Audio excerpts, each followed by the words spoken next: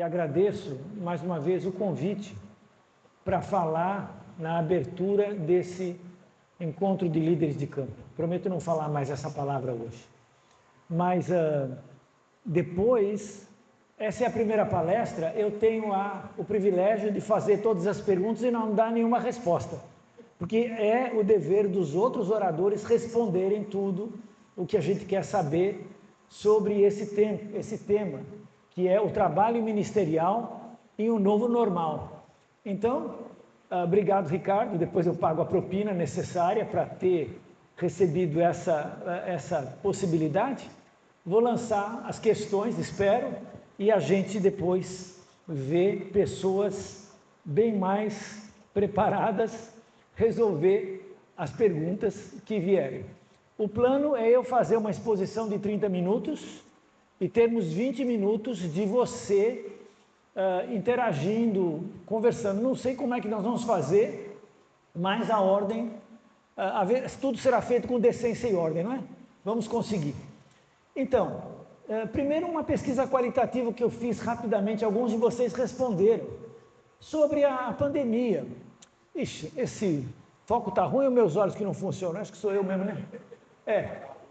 Mas a pergunta era, nos dias de hoje, depois do fim da pandemia, como você qualifica a congregação que serve? Então, eu marquei ali com a setinha vermelha, né? Com essa setinha vermelha aqui, né? Aparece ali, que esse maior resposta, a congregação ficou muito prejudicada e ainda não se recuperou do tempo da pandemia. Então, essa pesquisa eu já coloquei no grupo, mas eu coloco de novo depois. É uma pesquisa qualitativa, eu tinha cerca de 30 obreiros, irmãos respondendo, né?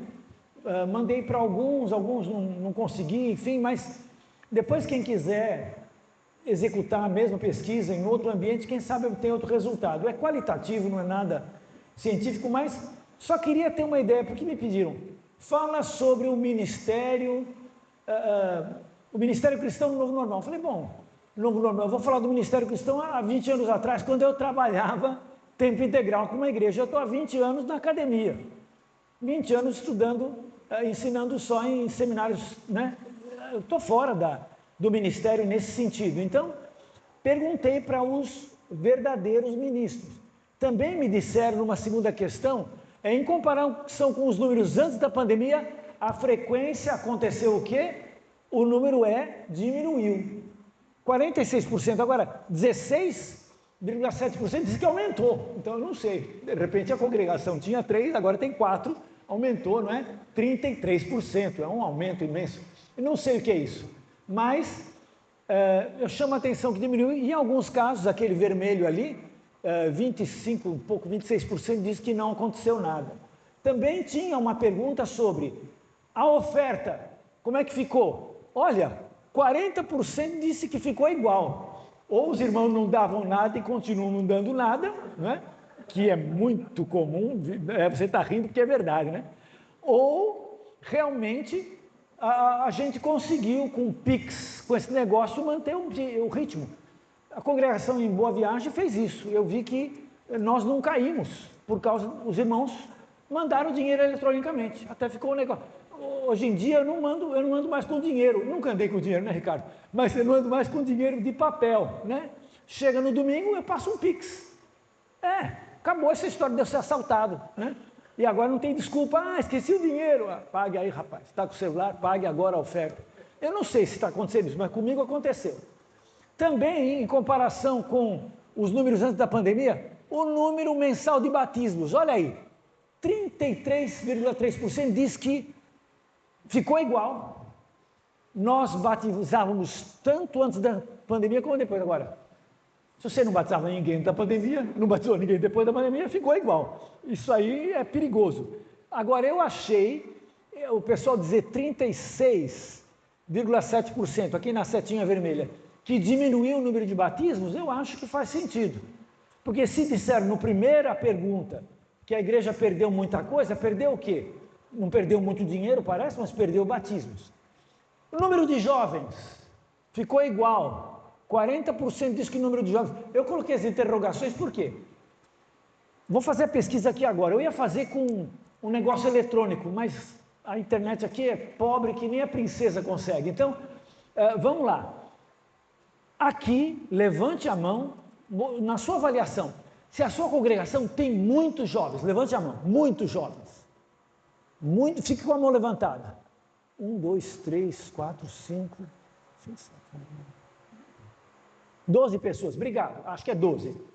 Quantos aqui, a congregação, não tem jovens? Levanta a mão. Não tem jovens. 1, 2, 3, 4, 5, 6, 7, 8, 9, 10, 11. Também 12, 13. E quem aqui, a congregação, tem o número que você acha razoável de jovens? Deixa eu ver. Número razoável.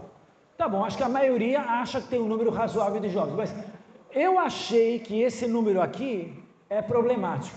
Porque na minha visão, jovens é um problema. Acho que tem um palestrante que vai resolver isso aqui. Graças a Deus, eu só estou lançando o problema. Ele vai resolver tudo sobre esse assunto. Prometo. Também, outra pergunta foi, antes da pandemia, o número de reuniões. Olha, 43% ficou igual. Reunião ficou online, né? Mas ficou igual antes e depois. Alguns diminuíram. 30% diz que diminuiu o número de reuniões. É significativo 30%, mas o número maior é que manteve.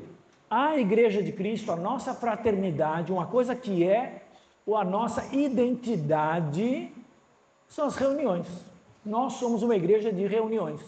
Estudo bíblico e reunião, essas duas coisas estão no nosso DNA.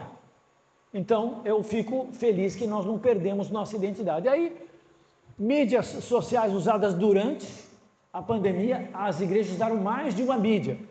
O campeão era o Zoom, com 21% 70% usando, mas também YouTube em conjunto com o WhatsApp, né? O WhatsApp não concorre com o YouTube ou com o Facebook ou com o Zoom, mas muitas mídias usadas. E depois da pandemia, então muitos ainda estão usando mídias. Nós somos agora midiáticos, nós somos agora ciber-eclesiais, né? Nós estamos em todo lugar, inclusive na rede. Então, eu rapidamente desenhei aqui algumas observações qualitativas que eu espero que os nossos palestrantes resolvam. Eu, como falei, não estou aqui para resolver, mas para confundir. Então, congregações prejudicadas e com diminuição de frequência. Eu acho que sim. Tem recuperação boa, mas eu sinto que houve perdas. Especialmente nos comentários, eu deixei uma pergunta que o pessoal podia falar. Então, muitos irmãos se foram e não voltaram. Alguns só querem a tela agora, não é?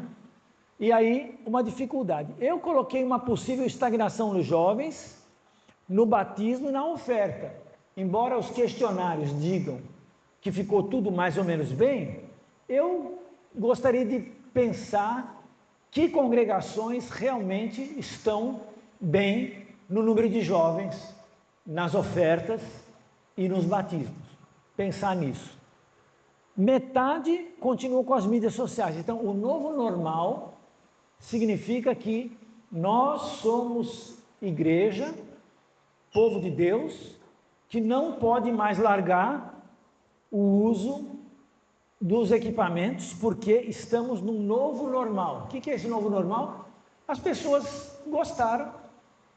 Se você não oferecer, a Igreja Batista não sei de onde oferece. Se você não tiver coisa no YouTube, o Rodrigo Silva, que não é o irmão Rodrigo Silva que está aqui, né? Cadê o Rodrigo? Lá, o Rodrigo está. Uma vez me convidaram para uma palestra lá na congregação lá de Várzea. Era sobre o livro de Apocalipse ou Daniel, não sei. Será, Álvaro, você vai dar uma palestra e depois Rodrigo Silva vai dar uma palestra. Eu falei, gente, se não me deixar dar uma palestra, depois Rodrigo Silva vai detonar comigo. Aquele adventista, ele vai me detonar. Deixa eu falar um pouco depois do Rodrigo Silva. Não, é o irmão Rodrigo Silva. Tudo bem, vamos falar, nós falamos a mesma língua. Mas me assustaram, né, que eu ia palestrar antes do Rodrigo Silva, sem direito à réplica. Aí era demais, né? Mas, então, a questão é que nós estamos aqui com um novo normal, e nesse novo normal não tem como evitar o uso dessas coisas. Internet, não gosto, os irmãos ficam vendo isso, não vem no culto. Vamos discutir isso aí, eu não tenho a resposta, mas eu tenho a pergunta.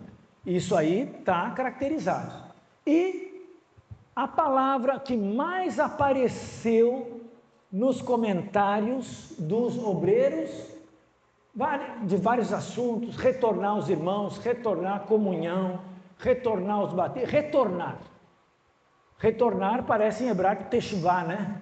Que é arrepender-se, voltar-se, converter-se, né? É a palavra. Então, essas são as observações qualitativas. Algumas pesquisas externas, está horroroso, né? Mas uma pesquisa feita na sociedade em geral, esses slides eu vou passar para vocês, tá? Então, quando tiver uma internet boa, eu passo. Talvez seja só lá, né? Mas eu passo. 28%, quanto 28 alguma coisa? 26%, vocês estão bem, obrigado. 26% das pessoas estavam querendo voltar para a igreja quando terminasse a pandemia. Fizeram uma pesquisa. Muitas pessoas, em geral, né? Católico, protestante, queriam voltar para a igreja, e os mais ricos, 17,8%, queriam turistar, queriam voltar a viajar. Então, às vezes, você fala, cadê aqueles irmãos? Eles estão viajando, estão de turismo, né? E realmente, nessa pesquisa, eles mostraram que isso se divide pela questão socioeconômica. Os mais velhos querem voltar, e os mais jovens querem voltar para o teatro e para os shows, né? Então, você vê que a juventude está querendo badalação, e os mais velhos querem voltar para a igreja. E também, em termos, quem ganha até 2 salários mínimos, querem mais ir para a igreja. Quem ganha mais de 10 salários mínimos, desculpe aí o juiz federal, eles querem viajar, não é? Então, só para entender um pouco que o pessoal não pôde viajar antes da pandemia, durante a pandemia, agora esses irmãos que têm mais condições estão escapando, estão indo. Nada contra a viagem, hein? Viajar é excelente, vá lá viajar. Mas você entenda que a pandemia trouxe um desejo de realizar coisas que naquele período não pude fazer. Como disse Jesus, aos pobres está sendo pregado o evangelho, e os ricos estão viajando, não é? Então, é isso que está acontecendo aqui. A pesquisa está mostrando isso. Também, em termos mundiais, a religiosidade caiu. O mundo religioso está caindo de 77 para 68 pessoas nessas décadas antes da pandemia, e em 2017 essa mesma pesquisa falou que tinha caído mais ainda. E outro dado que eu queria colocar, que não tem nada a ver com aquela primeira pesquisa, é que a expectativa de vida está aumentando. Então, no Brasil, quem vivia na década de 70 esperava morrer aos 57,6 anos. Alguns aqui já deviam ter ido, eu também, né? Mas agora, quem nasceu em 2018, a expectativa de vida é que chegue a ter 76 anos, em média. Significa que vai ter gente com 90, né? Então, o que acontece com isso? Novo normal é focar nos jovens e focar nos velhos. O jovem é o futuro da igreja, mas o jovem vai ficar velho, e bem velho pelo jeito aí. Eles vão ser velhos que vão chegar aos 90. Então, o que eu queria trazer aqui é alguns números. Eu sei que outros palestrantes fizeram outras pesquisas e têm outras ideias, mas só para lembrar esse momento que é um mundo em transição, um mundo em mudança, né? A religião no mundo está mudando. Esse gráfico aqui, que não dá para ver quase nada, mostra que ao redor de 2070, mais ou menos aqui, 2070, os muçulmanos vão se igualar com os cristãos em número total. Cristãos aqui é os balaio inteiro, tá? Católico, protestante, tudo que respira, que se chama cristão, é cristão. E o islamismo vem aí, a taxa de crescimento deles é bem maior do que a taxa de crescimento do cristianismo, que é decrescente no norte e é crescente no sul. Sul, eu digo do Equador, né? O sul global, África, América Latina e também Ásia, na China, com perseguição, o cristianismo cresce muito, na África cresce muito, mas na Europa está morrendo. Nos Estados Unidos, no Canadá, está diminuindo. Então, no Brasil tem essa queda do catolicismo lá e esse crescimento do protestantismo aqui, e tem aquele gráfico famoso, né, que mais ou menos em 2032, 35, sei lá, o número, pela primeira vez na história, o número de católicos no Brasil será igual ao número de protestantes. Protestantes, diga-se, neopentecostais, né? O que mais cresce aí é neopentecostal. Pentecostal e neopentecostal, né? Alguns estão chamando eles de pós-pentecostais, mas é a mesma coisa. Então, esse gráfico já está sendo desafiado, porque o censo não saiu agora e as curvas não funcionaram bem. A Igreja Católica está recuperando um pouco do fôlego e o movimento evangélico está perdendo um pouco do vigor. Mas a tendência, uns anos mais para lá, é isso acontecer. Só se houver alguma mudança muito drástica. E o nosso público está aqui. O nosso alvo está nessa curva evangélica. Agora, deixa eu fazer eu ia fazer isso tudo eletronicamente através de um aplicativo chamado Mentimeter, mas não funciona. Vamos lá, vamos fazer na mão mesmo. Quem aqui, antes de se converter a Cristo, era católico? Por favor, levanta a mão. Católico. Eu acho que é maioria. Católico, levante a mão. Ok, baixa a mão, deixa eu ver, eu não vou contar. Quem era evangélico ou protestante? Levante a mão. Os protestantes perderam, obrigado, católico. Isso para mim é indicativo de alguma coisa. Na nossa experiência lá em Boa Viagem, né? O que é isso? Oxê, misericórdia, não pode olhar aqui não, né? Obrigado. Mas como é que desliga isso? Deixa ligado assim, Gabriel? Tudo bem. Então, na minha experiência, lá em Boa Viagem, nós estamos convertendo muita gente aqui dessa linha. Os pentecostais e neopentecostais. Eles vêm para o DBF, né? Mas o problema está ali naqueles pontos que eu coloquei. Eles vão ter uma tendência de ter uma postura mais fundamentalista, em termos bíblicos, interesse no poder eclesial, porque eles vêm para ser pastores, eles vêm para estudar teologia, e eles estão buscando libertação da opressão. Eu acredito que alguns deles, porque os pastores, às vezes, oprimem muito o seu povo, e os que vêm estudar fora dos apriscos protestantes, estão buscando libertação.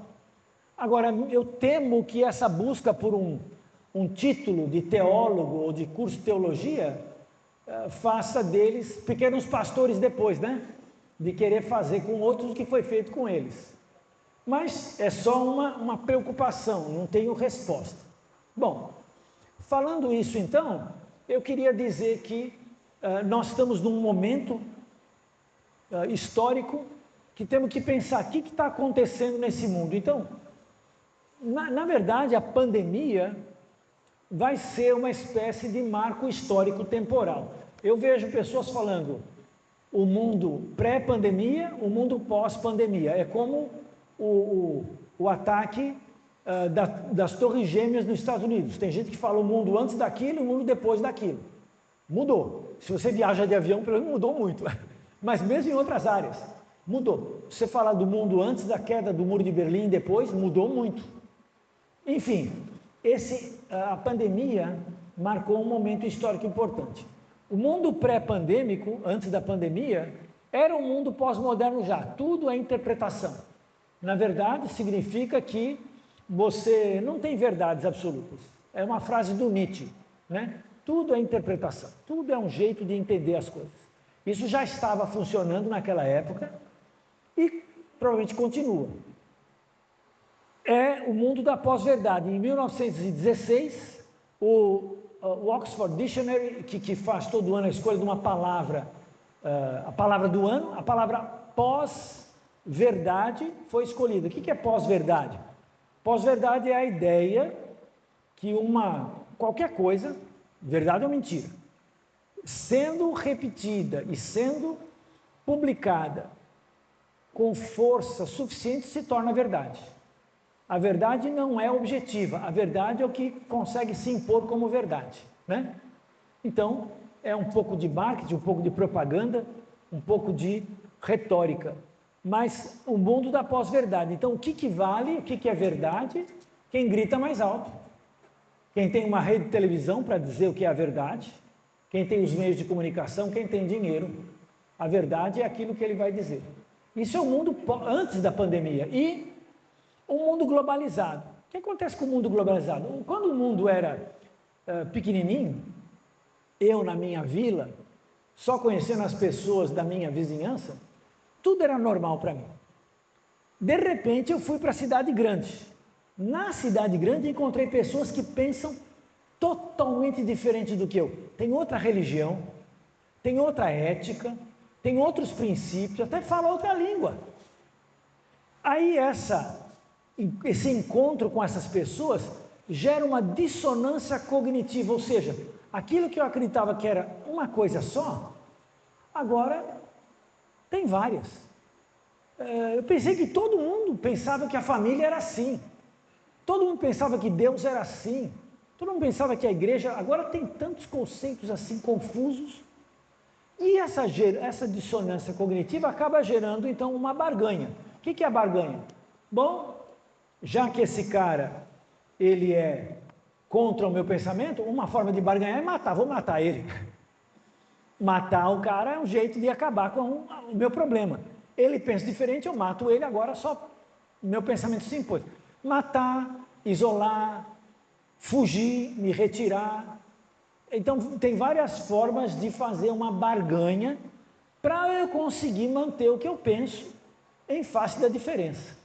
Mas os dois extremos são basicamente o extremo do se refugiar no pensamento fundamentalista, só eu estou certo, só o meu grupo pensa certo, só eu e a minha família estamos corretos, quem pensa errado está errado, vai para o inferno. Ou o outro lado, relativismo, está tudo certo, qualquer coisa vale, tudo é possível, todas as formas de pensamento são boas, qualquer coisa serve, qualquer coisa.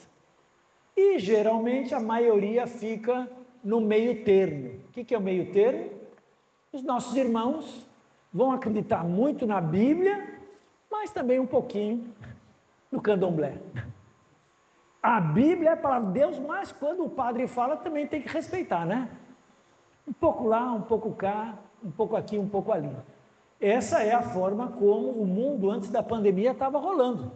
Isso aqui já estava acontecendo e as pessoas estavam com essa dificuldade porque o mundo da comunicação, o mundo da cidade, faz com que eu tenha contato com pessoas com outra religião e eu tenho que conviver com elas, ou não.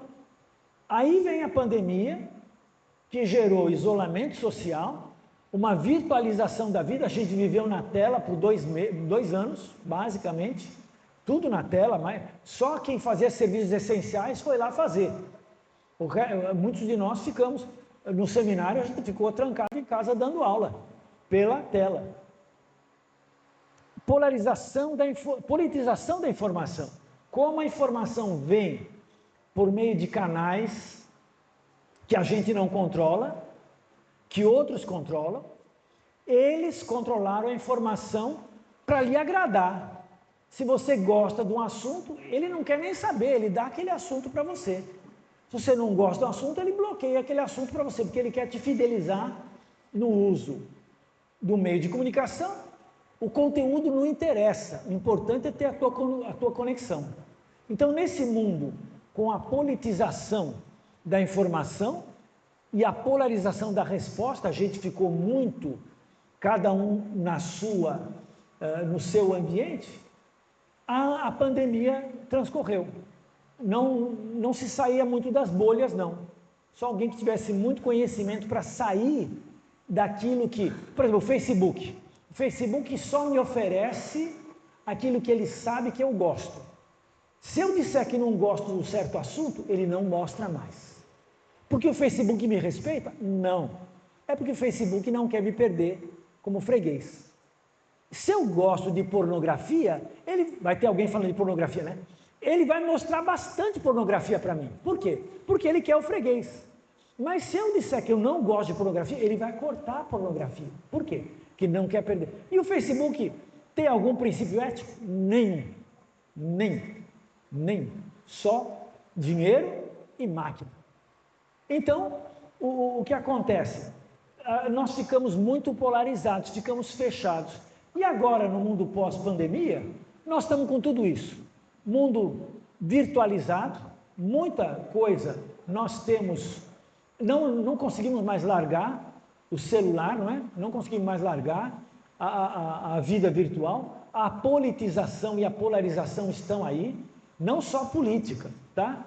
Ela é em aspectos da ética, da moral, da teologia, não é? E nós temos uma situação manipulada e manipulante, ou seja, a gente, sem perceber, retroalimenta o sistema que nos manipula. Porque nós estamos muito ligados às mídias sociais. Então, tudo que é sólido se desmancha na tela, não no ar, né? Na tela. Ou seja, copiando aquele filósofo alemão, a ideia é que agora nós nos perdemos nesse mundo da tela. Então, qual que é o grande perigo? O perigo que existe nesse momento pós-pandemia é a gente ficar muito preso a esses elementos que foram essenciais na hora da pandemia, mas que agora nos prejudicam. Muito filtro de informação, muita conexão com a máquina e muita desconexão com o povo. Esse aqui, no livro, esse Gerson Camarote, ele torce para o Náutico, viu? Ele é Náutico roxo. Não fique bravo com ele, bem. Ele é pernambucano, jornalista formado aqui em Pernambuco. Nesse capítulo, o risco do mundo, o livro O Mundo Pós-Pandêmico, o risco de uma fé virtual. Ele pega uns textos, aqui ele é católico, discutindo sobre coisas que falaram para o Papa. Alguém disse para o Papa: esteja atento para não virtualizar a igreja, para não virtualizar os sacramentos, para não virtualizar o povo de Deus. Então o Papa alerta para o risco da fé virtual, sem contatos humanos reais, vivida unicamente através do streaming que virtualiza os sacramentos. Então, aí ele comentou, para as religiões, talvez esse seja o grande desafio depois da superação da pandemia do ano 2020, que mudará em definitivo o comportamento da humanidade. Nós não podemos largar, mas ele é perigoso. Esse uso da virtualidade das comunicações é ótimo e é péssimo. E aí, então, o irmão que vai tratar sobre isso vai resolver para a gente. O que eu queria, nos meus últimos 5 minutos, falar? Eu tenho 5 minutos, né? E aí, esses 5 minutos é o quê? Algumas respostas e paradigmas. Então, francamente, eu não tenho respostas não, né? Eu ainda estou pensando o que vamos fazer sobre essa questão. Mas, deixa eu fechar aqui, porque um acidente elétrico aqui pode acontecer.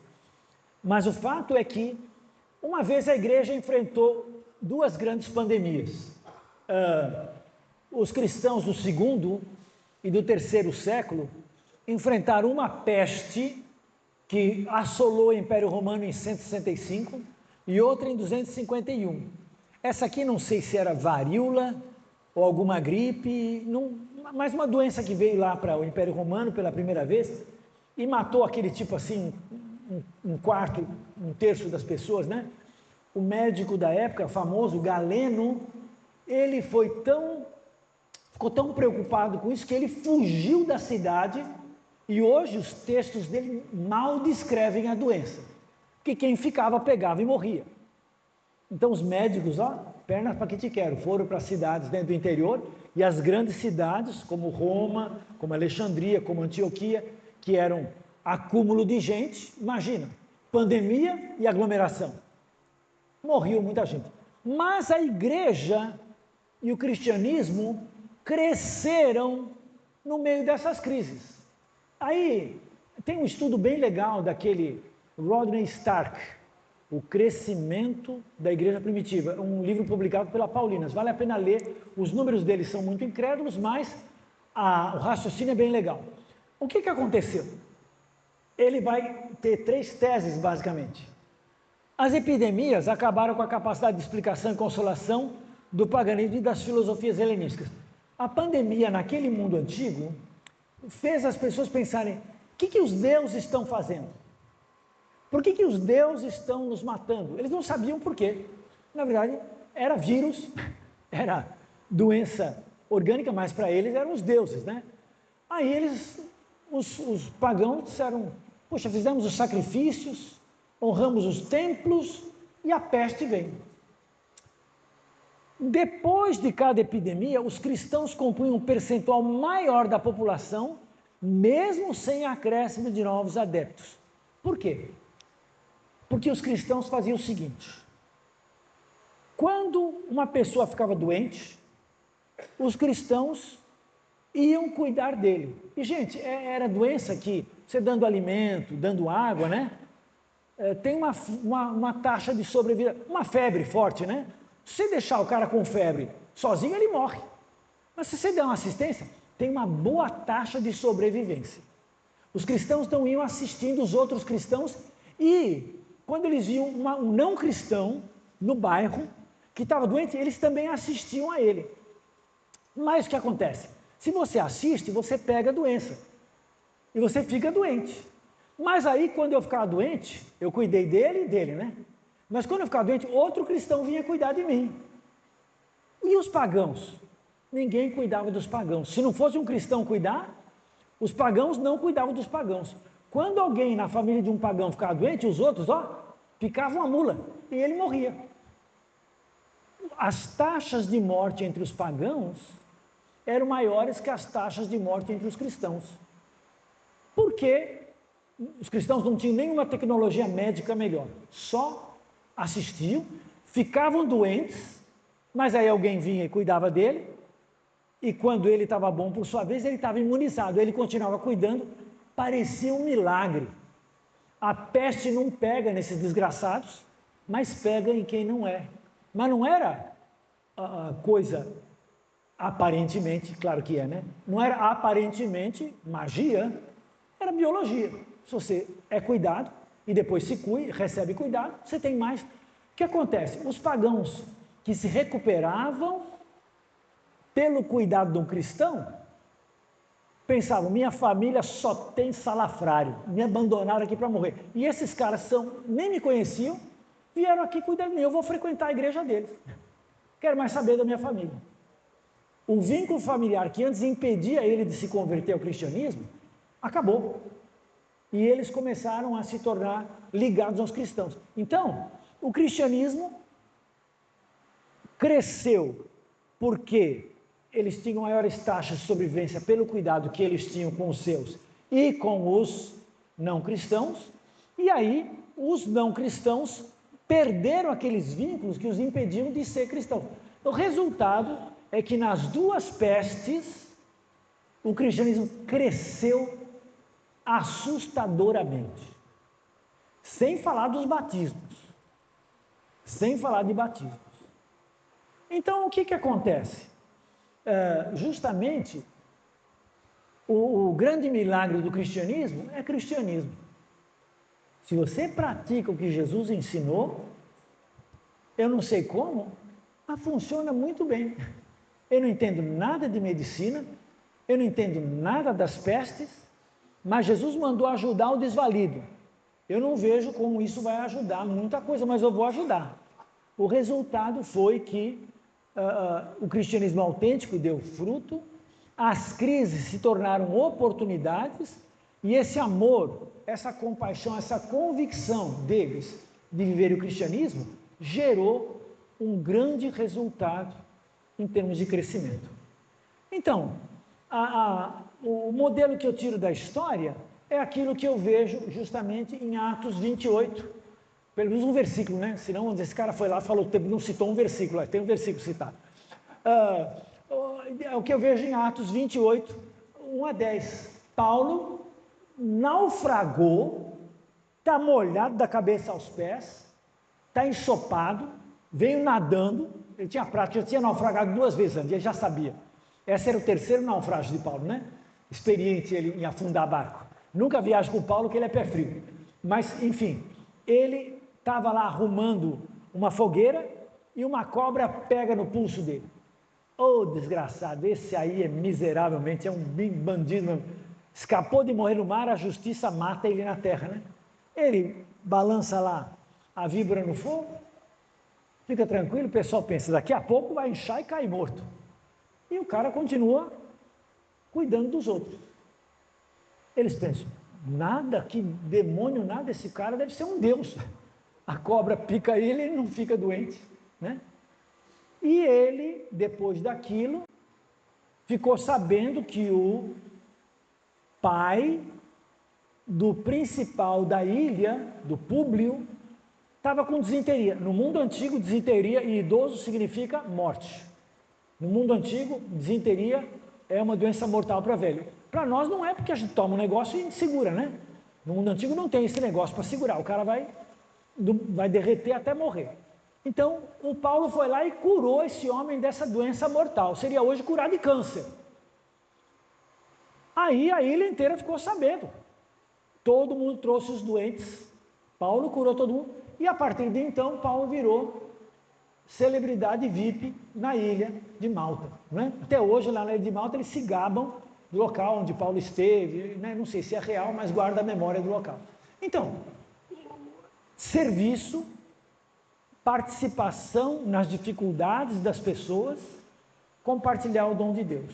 Se eu tivesse que pensar qual a resposta para os tempos pós-pandêmicos, eu diria o Evangelho vivido na prática. Aquilo que, na filosofia, é o mesmo nome do livro de Atos.